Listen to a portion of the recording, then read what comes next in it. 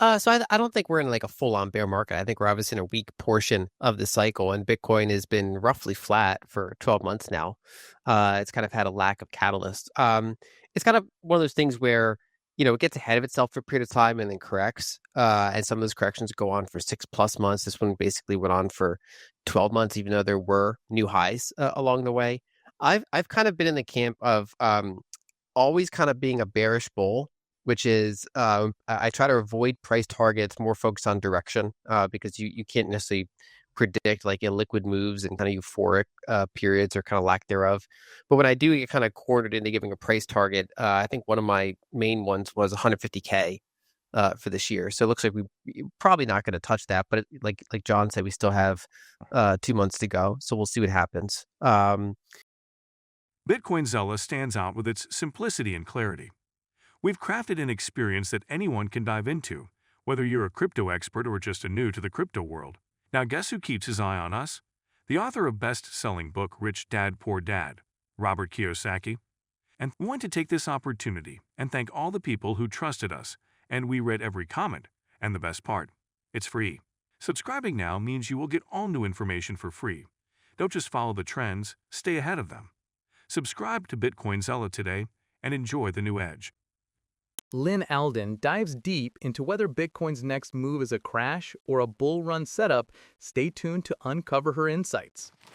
And so that's like, we hit 125 or change. I had a similar thing last cycle where at first my target was a trillion market cap, which was somewhere in the ballpark of 50K. We touched that. And then I gave a target of, I think we'll hit 100K. That was still lower at the time than many of the bulls. We ended up not reaching that. We ended up only getting 69. So far, we're kind of in a similar thing where we kind of hit initial bullish targets, new highs and all that, but then kind of stagnate a little bit. I generally don't look too much into this whole kind of 4-year cycle aspect. As the halvings continue, the new supply is a much smaller component of the total supply and demand out there. It's more about, what price will unlock coins from existing holders, either because they want to sell into bullishness or because they're, selling into weakness. They're afraid of their position. Either one. That's the type of thing that can, really kind of affect price more so than what is the, kind of the rate of new coins hitting the market at this point. In addition, prior cycles, because it was a much smaller, illiquid market, and with kind of in general on average less sophisticated kind of participants, not necessarily in terms of like intelligence or anything like that, but in terms of hedging, in terms of kind of how they tend to rebalance and stuff like that, we had kind of more non-financial people involved. Basically people that are sophisticated in other areas, not in terms of like sort of portfolio management. It didn't really follow normal rules of assets. Whereas now that it's kind of held by those who tend to hold other assets, they tend to treat it like they do other assets, which often results in rebalancing and things like that. Yeah. And so in prior cycles, like the market cap would get way ahead of the on-chain cost basis. And so it kind of like some of that price spike would be ephemeral because it's like it didn't really reach that price on a sustained basis. It was just kind of like a small number of coins would then, when you extrapolate over the whole market cap, kind of say this is the current price, but it wasn't like a price that was kind of a very liquid price.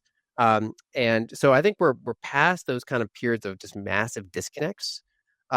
We still have the on-chain average cost basis inching up at this phase.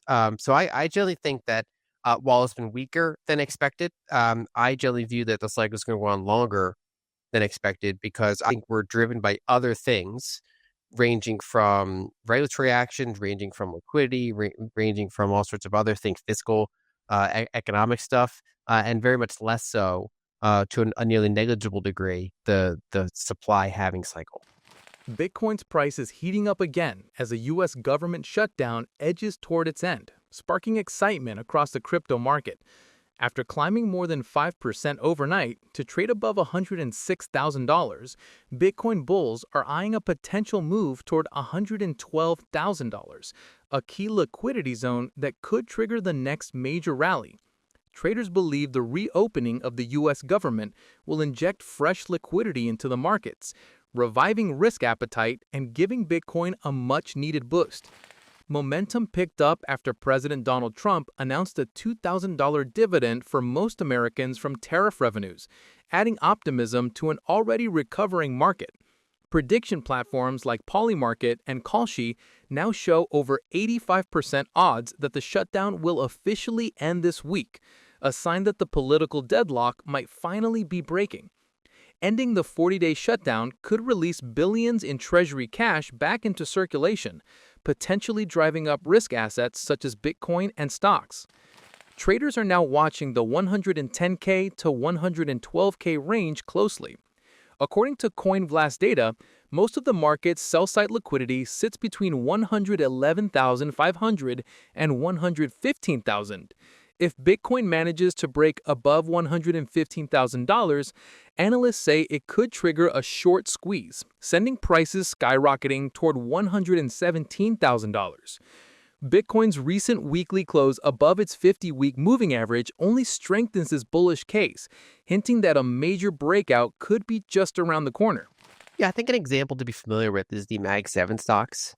Basically, these really kind of mega cap U.S. tech stocks over the past 15 years. For a lot of them, if you ask, what cycle were they on? I mean, not a particularly, specific cycle. And the booms and busts were muted, because they started from a larger base than Bitcoin was, 15 years ago. And they've gotten, some of them to a larger market cap than Bitcoin is now.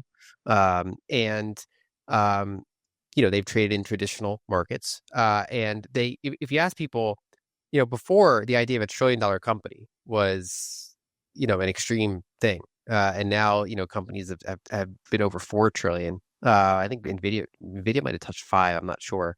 But several have touched 4 at this point, and more have touched kind of 2 and 3. And so a lot of these companies over the course of 5, 10, 15 years reached heights that most people did not expect them to. And they just kind of kept every time they would say, okay, this price to earnings multiple is a little bit high, or, this is kind of concentrated, for a period of time, it might cool off for 6 months or 12 months. And then it just has another rip higher, because it's fundamentally being adopted, whatever kind of product or service they had. And I think Bitcoin's kind of in that phase now where, there are some bears that are saying, 2 trillion market cap, that's kind of enough. How could it possibly go higher than that? It's magic internet money. How could it go higher? Kind of like how could a phone company, like Apple, how could that get as high as it is, or how could an operating system company like Microsoft get as big as it does? Or and I think basically over the next 5, 10 years, it's going to kind of behave like that, where it surprises bears to the upside, where it just gets bigger and goes on for longer than they think. But it doesn't mean that basically bulls are going to be entitled to 5x multiple gains in like a typical 12-month period. It's not on that kind of easy 4-year clock as it was for a period of time. And I think even the 4-year cycle, and I've done research on this, the last couple cycles, it was kind of a blend of the halving cycle and the liquidity cycle. And so just as basically we have the kind of the importance of one declining to the point where it's almost negligible now. And then those other factors kind of gradually increasing in prominence as they affect Bitcoin's price. XRP's recent surge to $2.53 has caught the attention of traders, but rising profit-taking signals that momentum might be fading. After jumping 12% on news of President Donald Trump's $2,000 stimulus check, excitement swept through the market.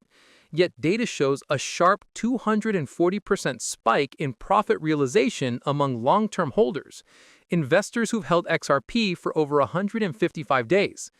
This surge in selling could be a red flag that the rally toward $3 might face turbulence ahead. According to Glassnode, profit-taking volume jumped from $65 million to over $220 million per day since late September, coinciding with a 25% price decline from $3.09 to $2.30. This trend highlights distribution during weakness rather than strength, suggesting that many large holders, or whales, have been cashing out. Sentiment data backs this up, showing whales with 1 to 10 million XRP reducing their holdings by about 500,000 tokens in just 48 hours. Still, some relief may be coming. Whale selling has slowed after $650 million in outflows, possibly marking a bottom. If XRP can break past the $2.80 resistance, where heavy supply sits, it could set the stage for a push toward $3, reigniting hopes for a broader recovery. If you have been watching so far, thank you so much for watching, and do not forget to subscribe to Bitcoin Zella for daily news all for free. That's all for today's video. Until next time.